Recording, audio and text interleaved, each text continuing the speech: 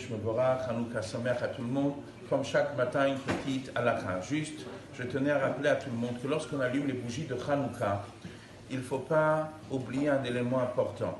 Tout le monde sait qu'il y a ce qu'on appelle le din, il y a ce qu'on appelle le hidour. Le din veut qu'une personne allume et acquitte toute la famille. Ça que chacun peut allumer les bougies de Hanouka, c'est ce qu'on appelle un hidour. Ce n'est pas une obligation. C'est pour cela qu'il faudra faire très attention. Que lorsque les gens veulent faire ce hidour, d'allumer chacun une bougie de Hanouka, une bougie, je ne parle pas d'une bougie, je parle d'une Hanoukia, que ça n'entrave pas le Shulchan Aruch. Par exemple, quel va être le din si le mari n'est pas là? Il a une soirée, il est responsable d'orchestre, et qu'est-ce qui se passe à ce moment-là? Il se retrouve dans une situation où, à la suite de cela, il va rentrer le matin, il va être 4h, 5h du matin, même toute la nuit.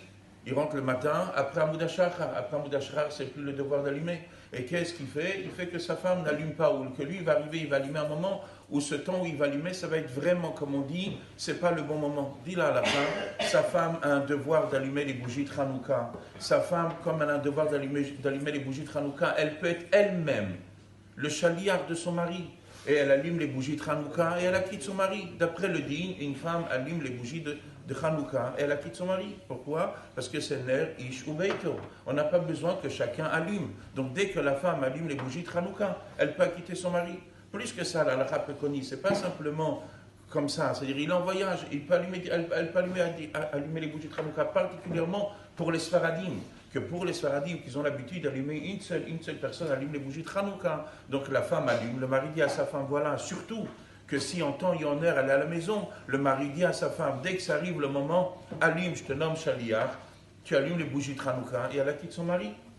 Même lorsqu'on trouve que le mari veut allumer, parce que d'après certains poskim, alors ils vont dire que c'est mieux que c'est le mari qui allume. Évidemment, toujours c'est mieux que c'est le mari qui allume, mais la femme est secondaire dans l'allumage.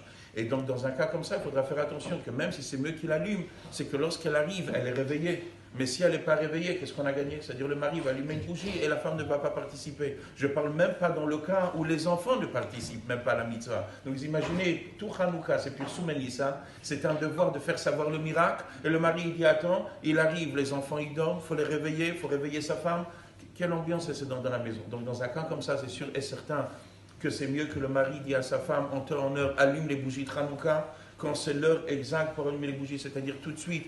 Al-Tset HaKochavim, il dit à sa femme, allume les bougies de Hanouka, elle allume les bougies de Hanouka, lui il a nommé Shliach, il est quitte par cet allumage-là, les enfants profitent, tout le monde chante, c'est la fête. Après que lorsque lui veut rentrer plus tard, il veut aussi rallumer les bougies, il peut les rallumer, sans bracha. Pour les Ashkenazim, il pourra même faire un bracha, mais ça va dépendre à quel moment il les allume, et à condition qu'il n'a pas nommé Shliach pour la quitter, parce que s'il l'a quitté, évidemment, il ne pourra plus faire la bracha. Mais s'il veut quand même allumer, qu'il allume, mais dans aucun cas, on n'entrave pas le devoir.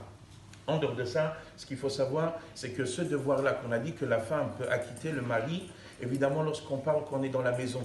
Mais si par exemple la femme n'est pas à la maison, elle ne peut pas acquitter, c'est-à-dire c'est ish ou beito, c'est la maison. Donc lorsque les gens qui sont à la maison, ils peuvent acquitter. Quel va être le din s'il n'y a personne à la maison? On n'a pas un devoir d'allumer une bougie, une chanoukia à la personne, il n'y a personne à la maison, tout le monde est autre part, on n'a pas un besoin d'allumer dans la maison. Donc mais je répète, dans le cas où on est dans une situation où quelqu'un ne risquerait pas de profiter de cela, c'est sûr et certain qu'on demande à la femme d'allumer les bougies de Hanouka et qu'elle fasse la mitzvah. Et si le mari va après les allumer sans bracha, évidemment qu'il peut le faire.